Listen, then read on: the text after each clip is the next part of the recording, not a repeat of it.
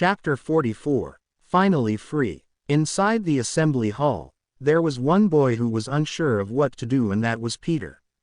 He had been there the whole time from the very beginning, but chose to hide in the crowd so he wouldn't get picked. When he saw Quinn come to the stage to try help Vorden, he felt even more guilty. Why? Because the whole reason Vorden was tied up on the slab in the first place was because of him. The other day when the second years came to see Peter, they had come with a proposal. Help them get Vorden to come to the assembly hall and he would be protected by the second years. Of course, Peter felt like he had no choice. If he refused the second years there and then, they would have tortured him until he agreed anyway. So what was the use of fighting back if the end result was the same? After their combat classes had finished, Peter had asked Vorden to go with him to the assembly hall to help him further practice. When they entered the room, the second-year students included Momo were hiding waiting for him. When the time was right, they all came out at once and jumped him. But what had surprised Peter was in that instant, Vorden had turned and pushed Peter out of the way. "Run, I'm sorry, this is all my fault," Vorden said. Vorden thought the second years had targeted him because of what he had been doing in his free time. He had been fighting the second-year students when they were all on their own, trying to weaken Momo's gang one by one. Not knowing what to do, Peter ran out of the room, only later to return with everyone else. Then when he saw Quinn, someone who was just as weak as him, stand up to the second years, Peter felt a pain in his heart so strong. He had betrayed them. But Peter was going to make things right. While no one was looking and everyone's attention was focused on the fights around them, Peter had managed to leave the assembly hall. Meanwhile, at the center of the assembly hall, Aaron and Layla were busy confronting the two level 4 students. The first years had spread out, making sure not to get hurt in the crossfire, but at the same time doing nothing to help. It was unclear who the winner would be, and they felt like if they joined the wrong side it would only make things worse for them. "Hey, do you mind if we switch?" one of the second-year students said. "My water abilities are weak against her."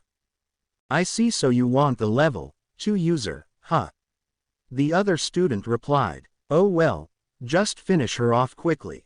With that, the two second years charged in for the attack. The water ability user went after Layla, while the earth user went after Aaron. As the earth user got closer, he stomped the ground and a spiked earth mound followed, heading right for Aaron. But Aaron remained calm. As the spike came towards her, she slashed her sword and with a single strike, cut the spike in half, causing it to fall to the ground. "What the? That beast weapon, if it cut through my earth ability, is it an advanced tier beast weapon?"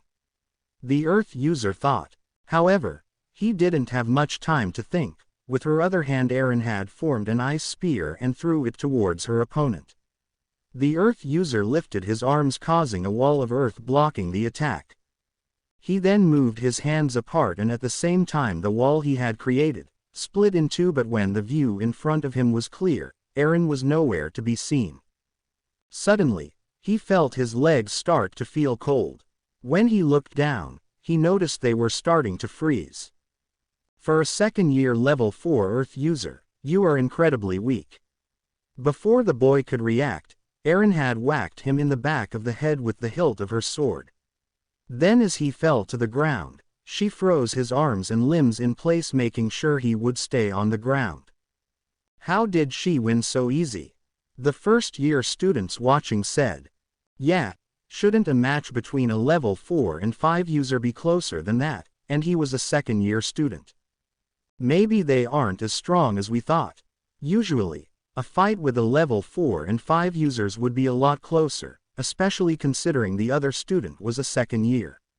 But there was a major difference between the two fighters, and that was something called fighting IQ.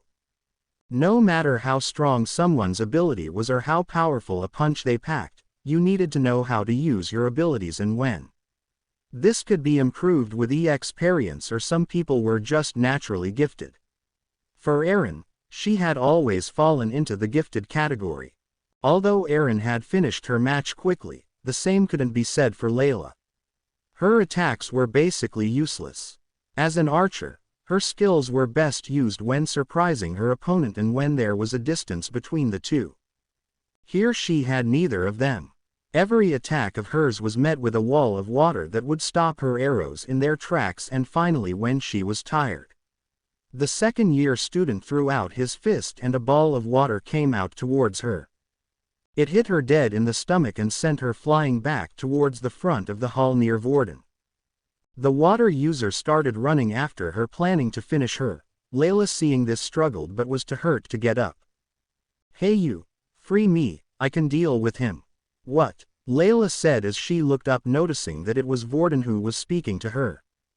"Come on, hurry, we don't have much time. Touch my leg." Layla hesitated for a moment. She still had remembered what had happened when the two of them were in the room. She still had an odd feeling in her gut telling her Vorden was a bad person, but right now it was the only person she could rely on. She crawled over to Vorden's side and touched his leg as he had asked. Then the shackles tied around Vorden's arms and legs started shaking. "Come on, help me you bitch," Vorden shouted at her.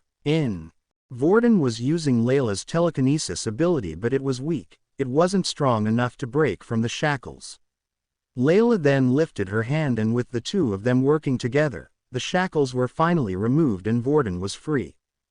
He started to rotate his wrist as if he was getting used to his body. He shook his limbs out and started to jump up and down. "Finally, I get to come out, it's been a long time." As the water user continued to run forward now that Vorden was free, he was more cautious. The last time they had fought with him in the assembly hall, they remembered Vorden having earth powers. At the time, the last person he had touched was Peter. Vorden then started to laugh hysterically and charged towards the water user. It was an unexpected move. The water user panicked and threw out two lines of water blades.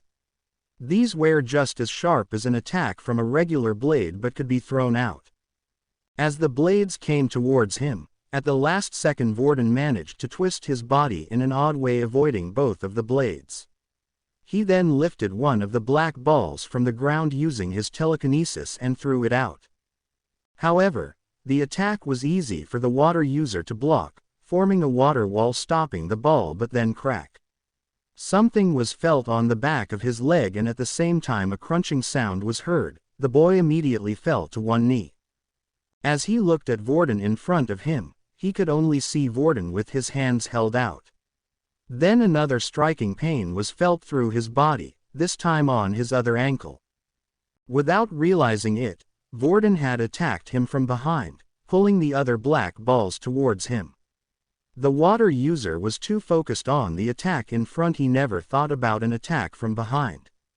Also, it had come as a surprise to him that Vorden was not an earth user as he thought. Vorden then lifted up two more black balls and swung his hands down. At the same time, the balls came rushing down at a crazy speed, hitting the student in the forearms, breaking them at the same time. The student screamed in pain, and with his arms mangled, he could no longer use his water ability as he could before. Finally, Raiden have returned.